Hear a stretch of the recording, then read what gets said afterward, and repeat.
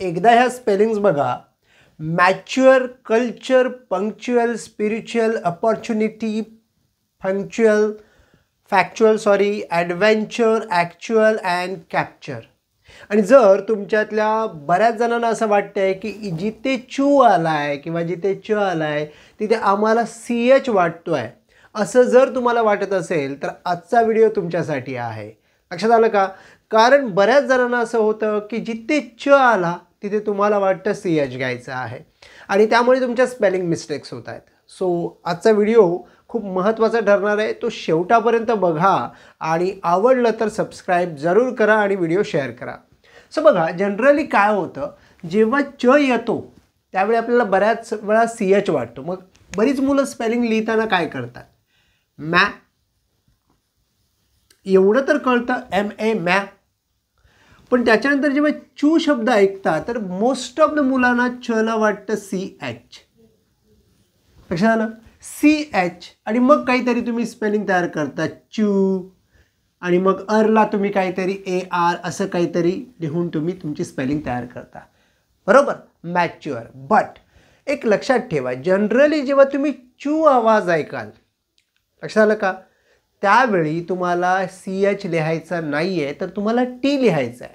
म्हणजे MA हा मॅ आणि जेव्हा तुम्ही चू साऊंड ऐकताय त्यावेळी तुम्हाला CH न लिहिता तुम्हाला लिहायचं आहे TU. पण लक्षात घ्या, TUला आपण जनरली ट म्हणतो. काय म्हणतो? ट. म्हणजे TUB टप. बरोबर? TRUCK truck. So you generally असतो आवाजासाठी. पण हा यूचा यू तेव्हा होतो जेव्हा यू ईच्या जोडीला येतो लॉंग साऊंडमध्ये. म्हणजे सिम्पली सो TURE याचा आवाज होईल च्युआर. सो जेव्हा चू येतो आहे त्यामुळे तुम्ही नेहमी लक्षात घ्या TU लिहायचा आहे आणि त्याच्या जोडीला नेहमी तुम्हाला ई आला पाहिजे. लक्षात आलं? सो च्युआर. सो ही स्पेलिंग तुम्हाला तयार करणं गरजेचे आहे. लक्षात आलं का? आता इथे बघा, कल्चर. आता तुम्हाला हे जास्त बेटर समजलं असेल. सो बरीच मुलं काय करतात,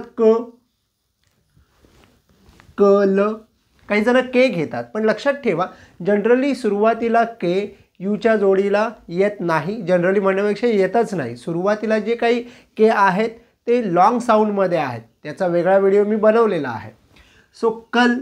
आता इथे मुलं काय करतात, च दिसला की तुम्ही काय घेता, CHER आणि स्पेलिंग अशी बनवायला जाता. बट पुन्हा तीच चूक करताय. कल्चर. आता तुम्हाला असा प्रश्न पडला असेल ना की सर पण तो जर ट असेल तर त्याचा च आवाज कसा होतोय? त्याचं कारण इंग्रजी भाषेतला टचा उच्चार आहे. आपण जसा ट करतो तसं इंग्रजी लोक ट म्हणत नाही, ते छ म्हणतात, छ. सो छ कुठेतरी च सारखा.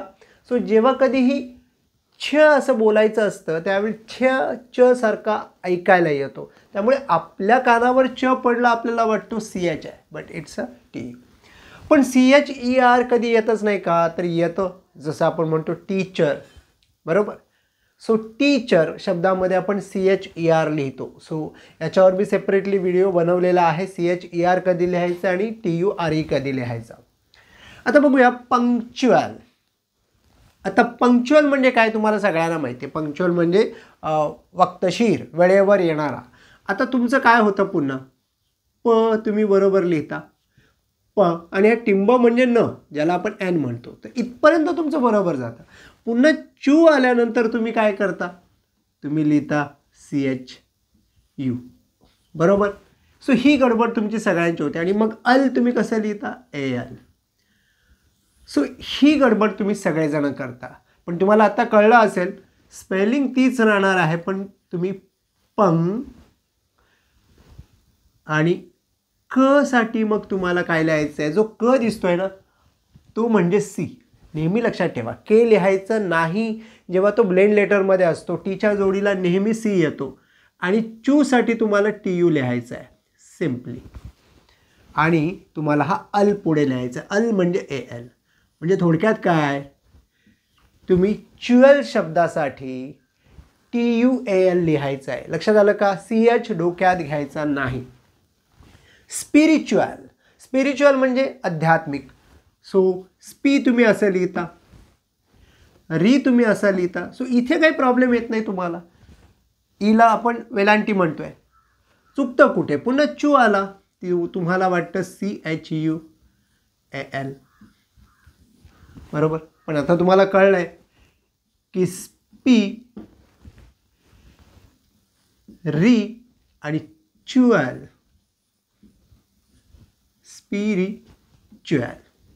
खूप सोपं आहे की नाही? सो तुम्ही हा चू समजताय. Very good. अपॉर्च्युनिटी, पुन्हा चू आला. सो डोक्यात काय येतं? आता काही जण ला ए लिहितील, पण तुम्हाला माहिती आहे ओचा सुद्धा आवाज आपण करतो. पॉर. सो प जरा जोर देतोय, डबल पी. पॉर, पॉर. पुन्हा चू आला असं काहीतरी है ना. नी, वेलांटी NI आणि टी. सो गडबड काय होते? हे बरोबर येतं, हे बरोबर येतं, चुकतं कुठे? चू. पण स्पेलिंग कशी तयार झाली पाहिजे? पॉर, चू, नी, टी. सो ही स्पेलिंग इथे चुकतो आपण चू म्हणताना. लक्षात आलं का? फॅक्च्युअल. फॅक्च्युअल म्हणजे सत्य, बरोबर. एखादी गोष्ट सत्य गोष्ट, फॅक्च्युअल. आता फॅ एवढं तर तुम्हाला माहिती आहे, आणि क. पण आपण काय करतो? च्युअल म्हणताना आपल्याला वाटतं च्युअल. बट फॅक्च्युअल स्पेलिंग तुमची कशी तयार होणार आहे? फॅक,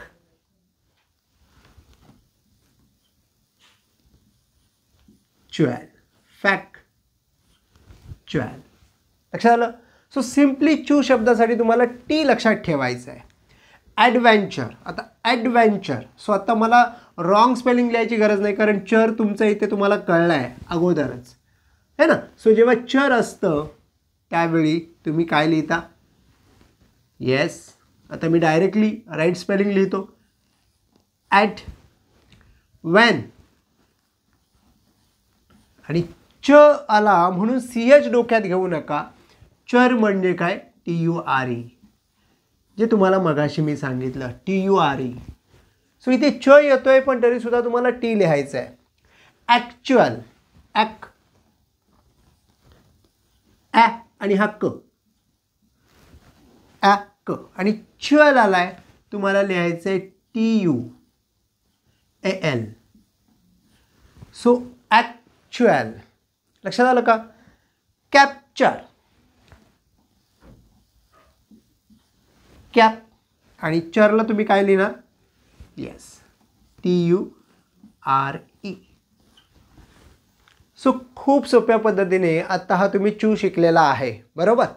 आणि हा चू तुम्हाला आवडला असेल तर डेफिनेटली जाताना सबस्क्राईब करायचा आहे. आणि येस, हा जो व्हिडिओ आहे तो तुमच्या फ्रेंड सर्कलमध्ये जरूर शेअर करा, जेणेकरून तुमच्यासारख्याच इतर विद्यार्थ्यांना ज्यांना इंग्रजी कठीण जातं, इंग्रजी बोलायला, लिहायला, स्पेलिंग्स फॉर्मेशन, या सगळ्यांसाठी आपल्या या चॅनलवर तुम्हाला व्हिडिओ मिळत आहेत. ते मिळत राहतील जर तुम्ही चॅनलला सबस्क्राईब केलं तर. धन्यवाद.